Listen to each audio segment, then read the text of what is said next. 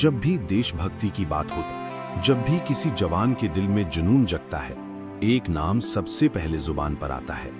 नाम है भगत सिंह।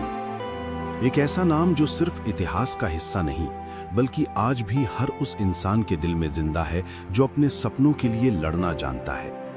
ये कहानी है एक ऐसे नौजवान की जिसके लिए जिंदगी का मतलब सिर्फ जीना नहीं, बल्कि अपने देश के लिए कुछ बड़ा करना था। जब 27 सितंबर 1907 में पंजाब के बंगा गांव में एक बच्चा पैदा होता है जिसका नाम रखा जाता है भगत सिंह। उनका परिवार ही देशभक्ति से भरा हुआ था।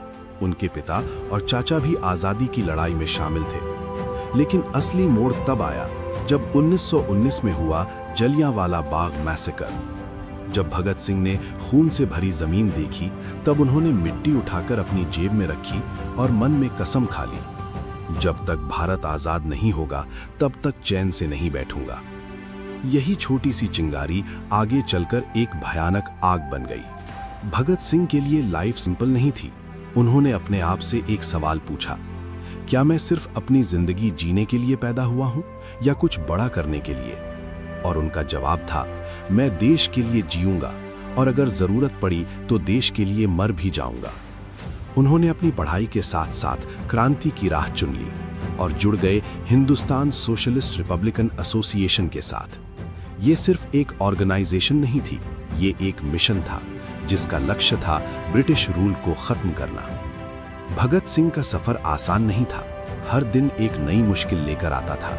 पुलिस की नजर उन पर थी, हर वक्त पकड़े जाने का डर, लेकिन फिर भी उन्होंने कभी पीछे मुड़कर नहीं देखा। 1928 में जब देश के महान नेता लाला लाजपत राय पर लाठीचार्ज हुआ और उनकी मौत हो गई, तब भगत सिंह का खून खौल उठा।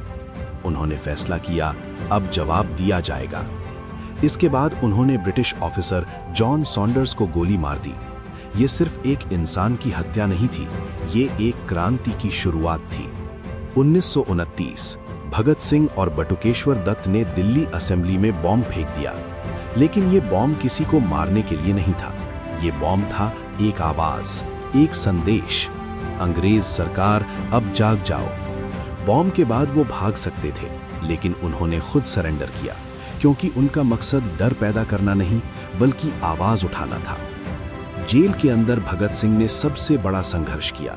उन्होंने हंगर स्ट्राइक शुरू की, क्योंकि इंडियन प्रिजनर्स के साथ बहुत बुरा व्यवहार हो रहा था। दिन बीत रहे थे, शरीर कमजोर होता जा रहा था, लेकिन उनका हौसला और मजबूत होता जा रहा था। उन्होंने दुनिया को दिखा दिया कि असली ताकत शरीर में नहीं, इरादों में होती है। बलिदान, एक अमर कहानी। 23 मार्च 1931, वो दिन जब भगत सिंह, राजगुरु और सुखदेव को फांसी दे दी गई। वो सिर्फ 23 साल के थे, लेकिन उन्होंने इतनी बड़ी कहानी लिख दी जो सदियों तक याद रखी जाएगी। फांसी के वक्त भी उनके चेहरे पर डर नहीं था।